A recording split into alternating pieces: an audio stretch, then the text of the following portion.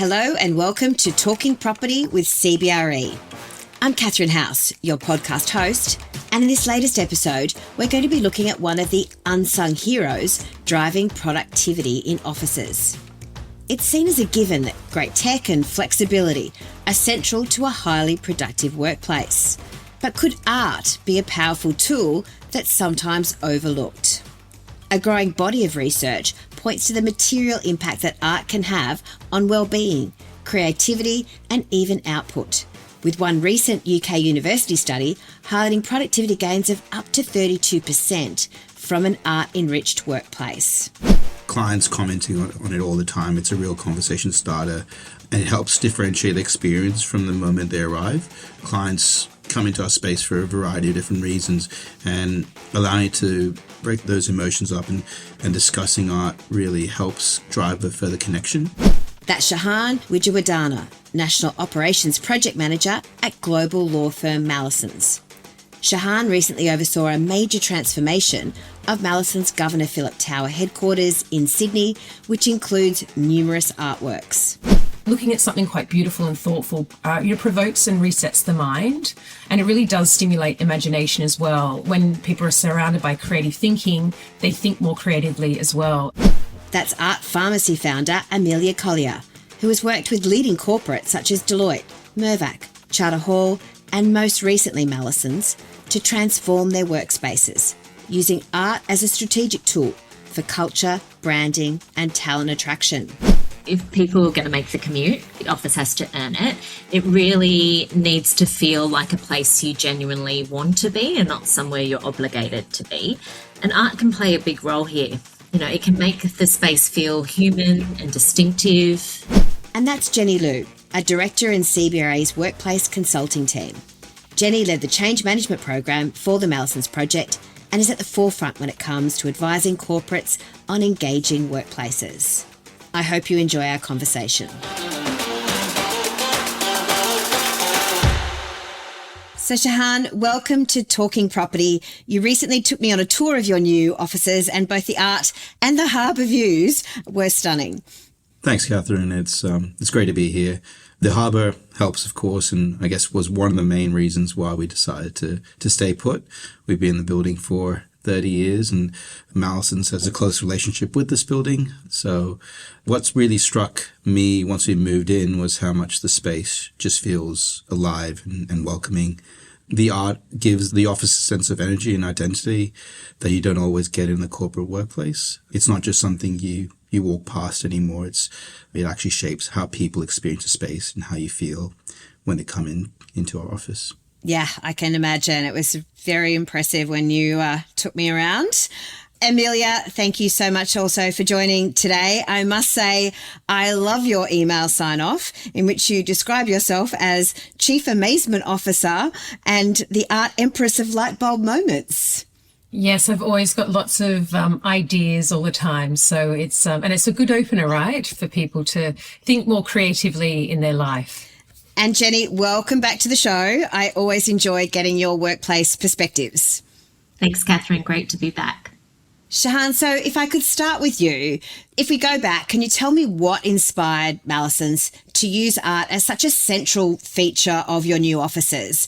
From the conversation we had on our tour, the decision seemed to be made more toward the back end of the project. Yep, that's right. It definitely wasn't art for art's sake. The project was always about creating a workplace that reflected who we are as a firm and where we were heading. That was paramount in our decision making, especially during the design process. You're right that art came into a sharper focus later in the project once the base design was locked in. At that point, we started asking, what's missing? What's the deciding factor? And what's really going to make us stand out as Mallesons and as an Australian firm? And the answer was personality and storytelling. Art became the way we expressed our culture, our values, and our connection to place, particularly here in Sydney and nationally. Can you give our listeners a feel for some of the artworks? I know one that really stood out to me was the large-scale void installation behind your reception desk, and there seems to also be quite a strong focus on local artists and First Nations representation. Yeah, that's right. One of the really powerful things about the collection is its range. Obviously, thanks to Art Pharmacy and Emilya and her team for really canvassing and broadening their scope to look outside of just the standard. The Void installation by Jonathan Beethoven behind reception is a great example. It immediately sets the tone the moment you arrive and invites a connection and conversation. And that's actually one of the discussions had with our partners in our art group, was having a piece that you could sit and look at for a while and start to discuss a bit more about it. And the materiality was a key factor in terms of our principles and designs. So that Void piece by Jonathan really helped. There was also a very deliberate focus on local artists and First Nation representation.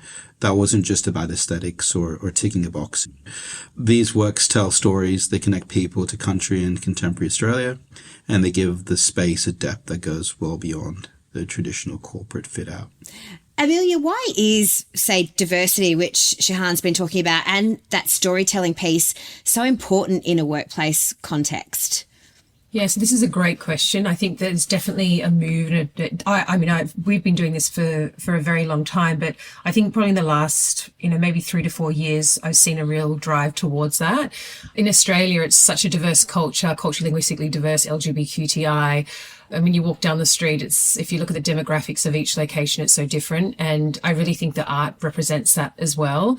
I think a lot of the time, if you are just using artists over and over again, it's yet quite homogenized. So really thinking about when we put a collection together, especially like Mallesons, which was such an honour to work with the team there. We've got some fond memories of those boardroom meetings. I'm sure you do as well, Shehan. And it was a really beautiful story of how this came together, all about the storytelling, the layering of the values of their organisation. And that's how we start that, like, what is the values of your organisation? And then really think about that and then expand the artwork from that.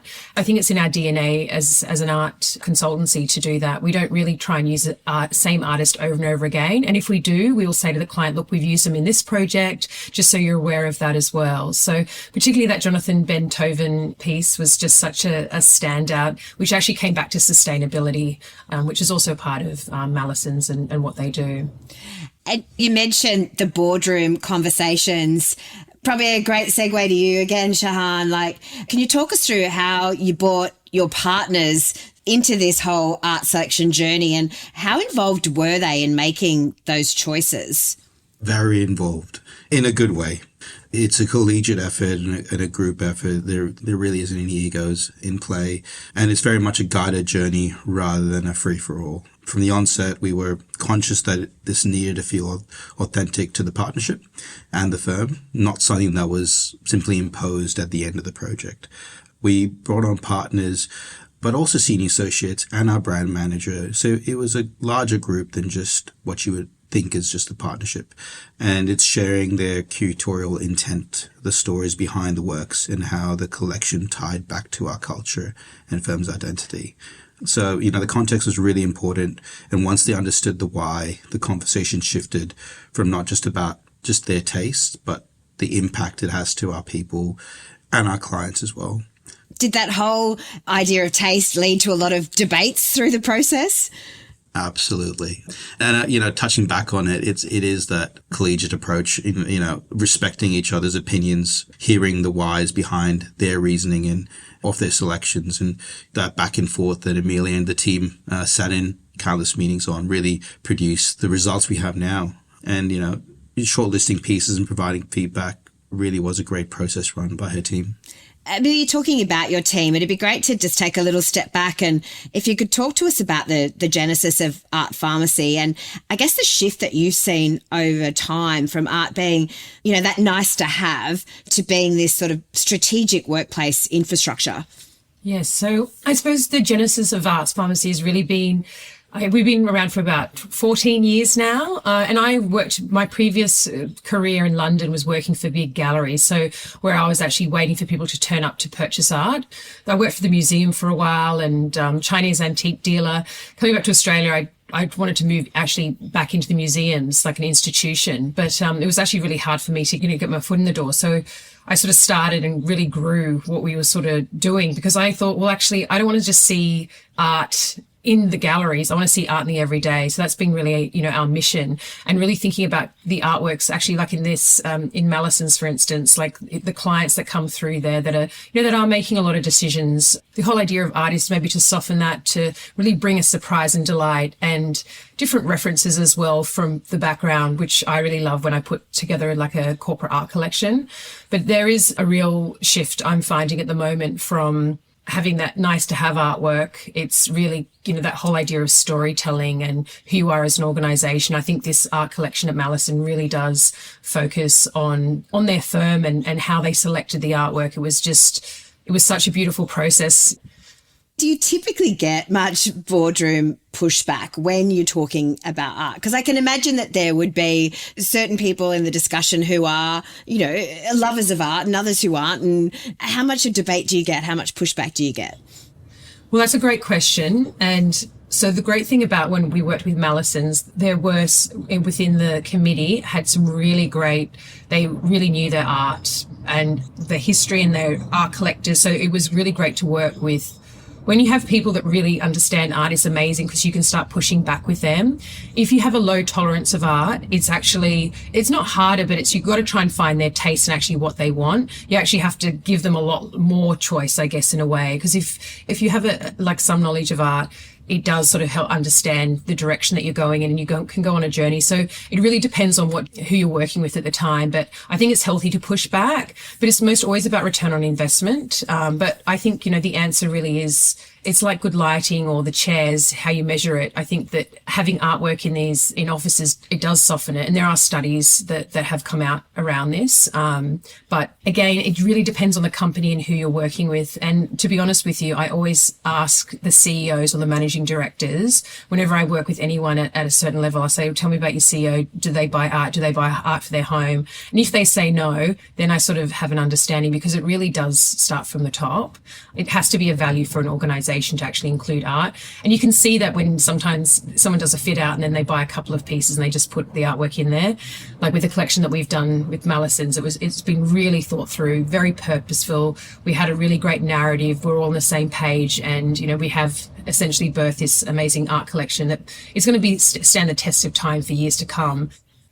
I was about to ask Jenny too, because you talk about ROI, and that is, I'm sure the first question that you often get asked, Jenny, like, if I'm going to put some of my budget towards art, what return am I going to get on that? And maybe some of it is not as obvious as people might think. I mean, what are the conversations you're having with occupiers? I think these days the conversation has really shifted. It's moving away from, should we have art, to how do we use it in a way that actually really means something to the organisation. And it usually comes back to 3 drivers: culture and identity, talent retraction and retention, and also the overall workplace experience and what we're trying to achieve. Because people want a place they genuinely actually choose to come to, not because, it's a place they have to go to. On return on investment, people ask all the time, but you rarely measure art in a neat little box. We look at a mix of engagement, utilisation, dwell time, how long are people spending looking at the art, but also sentiment. And I'd say art is a multiplier. It can really lift the impact of great design, hospitality and technology.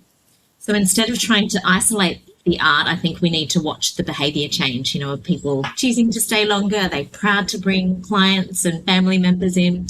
Do they have a real sense of pride in their workplace when people come into it? Shehan, it's still early days, I guess, for Mallesons, but can you measure the ROI as yet? What's the feedback you're getting from your people? And I think when you gave me that tour, you also mentioned the client reaction has been quite strong.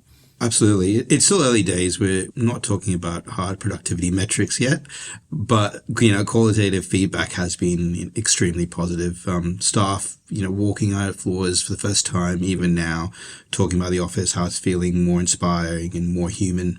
It plays a factor, and clients commenting on it all the time. It's a real conversation starter, and it helps differentiate the experience from the moment they arrive.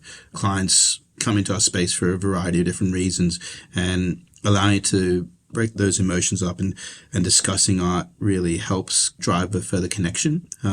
We also do a lot of hospitality, and we pride ourselves in hospitality. And some of those nighttime events or lunchtime events that we have, the art helps break the ice sometimes between clients and us. So there's no real metrics yet, but the feedback has been extremely positive. Well, and I really liked that you mentioned that certain clients are requesting certain meeting rooms when they come in, which is really interesting that they're having such a response to a certain room. Absolutely. I think that's to do with, all testament to, Cox and the design team there of creating those unique experiences with our clients. And pairing that with the art in the selection of art in those rooms softens experience, provides another talking point. The art was also selected really in some of the meeting rooms because of our video conferencing and sometimes recordings in meeting rooms. And what we were trying to avoid was recording a video with just a blank wall behind you. It's having a meeting with a piece of art that, again, softens the space, but also can be a talking point. And I think that's done really effectively. Emilya, in my opener, I mentioned studies which have highlighted the impact of art on wellbeing, creativity and productivity. Why do you think art has that impact? I think the factors of just what Shehan was just saying about that just softening. I think there's a lot of hard conversations are having out in the news at the moment. And I think having art does soften that, the idea of well-being, creativity, and, that idea of productivity is that softening, but it really gives your brain that idea to stimulate. And it's not, when you look at a painting, a picture, it tells 1,000 words, and that's the same thing. Some people love art, some people don't, but I think it reduces that mental fatigue as well. And looking at something quite beautiful and thoughtful, provokes and resets the mind, and it really does stimulate imagination as well. When people are surrounded by creative thinking, they think more creatively as well. And, I find that sometimes I'm in front of my computer so often, I'm like, how did I get to this point? And actually I was like, no, let's go and make something with my hands or go to an art gallery and get inspired, go for a walk in nature. It's the same idea. So bringing that artwork, those plants, those softer environments into the workplace actually does soften it, because it's like we do work in these hard places, and it's that idea of masculine environment, bringing the femininity in. But I think art reminds us that problems can be solved in unexpected ways as well.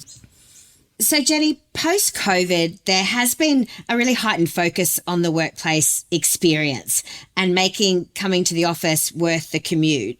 What role do you think art plays in this, and what else are clients focusing on when it comes to the workplace experience? So I think post-COVID, if people are going to make the commute, the office has to earn it. It really needs to feel like a place you genuinely want to be and not somewhere you're obligated to be. And art can play a big role here. It can make the space feel human and distinctive. It signals culture the moment you walk in. It can also create moments of surprise, give people something to talk about, and really helps the workplace feel welcoming rather than purely functional. More broadly, we're seeing organisations really think about lifting the employee experience through whether it's hospitality-style amenity, great food, coffee, more sensory, human-centred experiences and events, and intentional programming. So the office feels really active and connected. And this is something Mallesons, I think, has done particularly well, bringing all those elements together, the art, the hospitality, the design, the amenity, the programming, all working together as one coherent experience. Shehan, can you talk us through what you have done on that front, some of those levers? I know when you were showing me around, it was things like your cafe and free dinners. What's been working well for you? Yeah, definitely. Mirroring Jenny's comments, that people are far more intentional now when they do come into the office, and art does play a large role. I do remember when we opened our cafe, we were still working through finalizing one last piece of art and framing, and it was missing at the time on day one. But come day 2 and 3, when we did install that last artwork in the cafe, the reactions was, oh, that's what it was missing. There was something missing on that wall, and now it just really fits in. And, just hearing those comments was great. But art creates those moments of pause and connection, especially in our cafe. And talking about levers, it really is our cafe was one of our main drivers. We did have an internal cafe, which was also open to clients, but the connection really wasn't there. And we knew the cafe was the heart of our organisation, our firm in Sydney. So doubling the size of the cafe, providing additional, commercial kitchen features and food offerings really has driven that connection. It really is a focus for our staff, but if a client did want to walk down the stairs and come down, we'd be more than happy to accommodate them as well. So it's been really positive. Emilya, there's been a lot of discussion about the different generations in the workplace, and I think this is the most generations we've ever seen working in offices at the same time. While I was researching for today's podcast, I came across an art of the workplace study in the UK, and it was commissioned by longtime corporate arts patron Brookfield Properties, and surveyed 3,000 office workers. They were aged 18 to in their 60s. What I found really interesting was the younger age bracket who were really embracing art. So 75% of the 18 to 29-year-old cohort wanted to work in offices that had a lot of art. And that seems to also be reflected in the rising level of younger people buying art personally. Is this something that corporates should be factoring in, do you think, when it comes to that war for talent? Definitely. And we've worked with Deloitte for quite a few years, and this is something that they are seeing as a trend as well. So it is actually a discussion in the workplace about the younger generation, that expectation of art, plants, meals as well. It's just one of those. So, and I think that generation, does buy art personally, and they have a visual literacy that expects their workplace to match. I suppose because, the birth of Instagram and the whole idea of lifestyle, which I suppose if you weren't on that 20 years ago, there's a different expectation now. And I can see it even with my daughter, the aesthetics that she has. We are living in a different world. But I think art also signifies the organisation's values. So when you walk in, and I do this all the time because I'm in a lot of corporate spaces, you can just tell if an organisation does value their workforce through their furnishings, the way that they invite you, as the hospitality. It is really now, it is very competitive out there for these large organisations to keep staff, because people do move around quite a lot as well. But it really does say we invest in culture, not just the outputs, but I think art is a cultural cachet. Most young people these days, they go to events on the weekends, they're art events, music events. So there is a big push for culture, and I think that's actually making its way into the workforce. And we have been doing a lot of work with CBRE, and that's not just a trend outside of actually just in the corporate spaces. A lot of international firms were actually finding and asking for mural pieces. A lot of the international organisations coming into Australia, they're actually asking for art. Yeah, Emilya, that client that we're talking about, they had some great ideas as well. And I think when art becomes participatory, or when you involve your people in the art, so they ran some focus groups on storytelling. We asked them what they wanted in the artworks, what they wanted to tell in terms of their purpose and their relationship to the community. And they had some great ideas around how they actually wanted to incorporate their customers and clients and patients into the process of creating art, or representing how their patients, with particular illnesses and diseases would feel during their medical sort of treatment. So really interesting ways of approaching art. And another client of ours that we work with, a technology client, they integrated their families actually, just part of their family day. They gave them some patterns and things, and they contributed to like a mural piece, within parameters. And it was really a great way just to represent the organisation. And it's sort of that activity, because it also stays there and they have these memories. And I think that's a really great way of actually including art in the workplace, as long as it's done really well, because it can turn, you have to sort of manage that through an artist or through a space. And I've seen that, that whole idea of actually asking the actual organisation to work together. I think that's something that we're seeing as well, going back to the organisation saying, what do you value here? Would you like to sort of be inclusive on this activity or a mural space? We've seen that as well. And it can be done really well. So talking about murals and extending that, are there sort of any other emerging trends you're seeing, Emilya, when it comes to workplace art?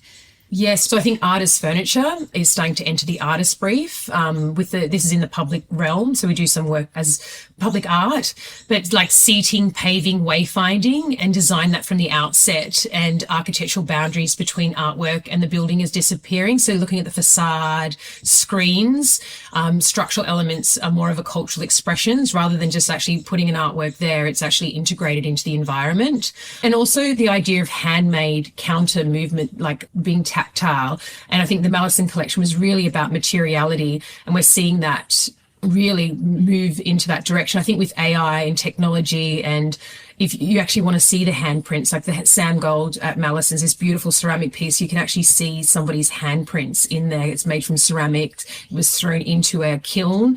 It's the idea of the handmade. That is definitely a trend that we're seeing. Digital art on screens. So we've noticed this before. A lot of developers will put like big screens in the public realm or in spaces and actually don't think about the actual content.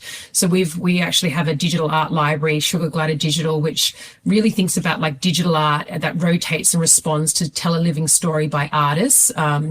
I remember I saw the chameleon lizard, and it really didn't represent Australia. You really want to see Australian content. The biophilical, especially in digital, is really on the rise. So the idea of calming, softer, feminine spaces, because we are working in these high energy environments. So when you're looking at a screen or looking at art, you want it to sort of be soft. You don't want anything hard or sharp or makes you feel a little bit cringy. It has to be a softness. And probably the large thing is, what I mentioned before is that corporate art collection, really building intentional collections that really reflect their values and support artists' economies as well. So really the idea of the artist ecology, like looking after the artist. So when you come and work with us or any art consultant, it's actually giving back to the artist. So thinking about even this art collection that we put together for Mallesons and others, the way that we work with our artists, it's actually going back into the artist pockets as well. So building that artist ecology, I think, is really important and a big trend for organisations. So I might ask just two final questions. Jenny, is art becoming standard in premium offices, or will it remain a differentiator? I think in premium offices, it's increasingly expected, but the maturity is really lifted. It's moved beyond, art on the walls. The best workplaces actually treat art as part of that placemaking that Emilya talks about, right? Integrated into the design narrative, the brand expression, the wayfinding, the overall experience of the space.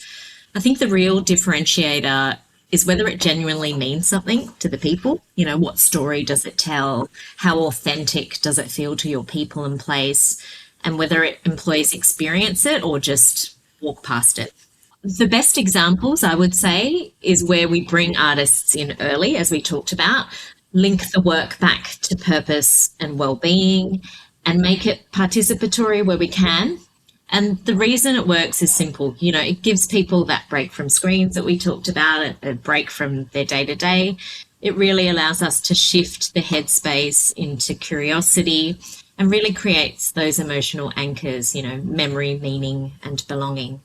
So for me, I think art's moved away from that nice to have extra to a real integral part of the overall workplace strategy. Because when people have choice, it's that human layer that really will bring them back into the office and make them want to be there. Yeah. I was saying to Shehan when he took me on our tour that he needs to get all the artists in and have a client event so that people can actually do all that, so have the storytelling element and actually meet the artists. I think that would be fabulous. And if you do that, you have to invite me. Noted. And one final question, and this is, people say that art is subjective, potentially. Emilya, you might have a different opinion on that, but what type of art do you tend to prefer and why? Jenny, you wanted this question, so I'm going to make you go first. Personally, I'd say I gravitate towards work that's tactile and immersive. I love photography. I love culturally anchored pieces. I love art that carries a sense of history or connection to the natural world. Gosh, if I'm naming names, I like the photography of Steve McCurry. I like the immersive experiences by artists like Yayoi Kusuma, but also some of the stuff by Team Lab I think is pretty cool. And Shehan, what about you? Do you have a favourite artist you probably can't say whether you have a favourite artist at Mallesons, so maybe what type of art do you prefer? I can say a favourite artist. Actually, to be honest, with the artworks, because there's a variety of artworks, one that actually surprised me was a photography piece by Tim Jurgensen. It's hard to sometimes, when you're going through this processes of reviewing art on paper and not seeing it in person, to understand the depths and the colors behind it. But then when you see it in real life, I was really stunned by how drawn to it I was. But, overall, I think I let my wife do a lot of the art collections at home. Usually a smart move on my end. But, I do like the immersive artwork. So I do like the team labs for sure. But the materiality of artwork is something that I always get drawn to. And I know I'm wearing black today, but I do love color. That's kind of my key driver is, when I'm looking at art, it's really, I get drawn to the blend of colors and something bright. And that's just me and maybe my ADHD as well in there too. Well, I do hear that you're on the hunt for a final hot pink artwork at Mallesons. That's right. Let's see how that pans out. And Emilya, this is probably the hardest question for you because you live this every day, but tell us your favourite art form. I really love ceramics just because of the direction it's going in, and I haven't got any spaces to put many 2D framed artworks up. I also do like fabric art as well, that idea of textile art, that handmade I think is quite interesting, and even made with basket weaving as well.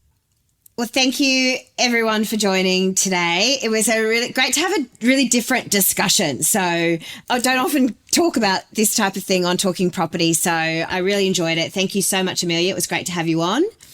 Thank you so much. And what a great discussion today. Who doesn't love art? Yes. And Shehan, I really enjoyed the tour the other day. The offices look amazing, and I really do think you need to do that event and invite me along. Absolutely will do. Thank you so much for today. It's been a really good chat.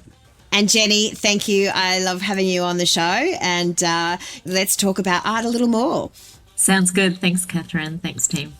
Thank you to all of our listeners. It seems that art is no longer just a finishing touch. It's a tool for performance, culture and connection in a market where offices need to offer more than just a desk. Thanks for tuning in to this latest episode of Talking Property with CBRE. If you like the show, make sure to subscribe to Talking Property on your favourite podcast platform so you don't miss any of our upcoming episodes. Until next time.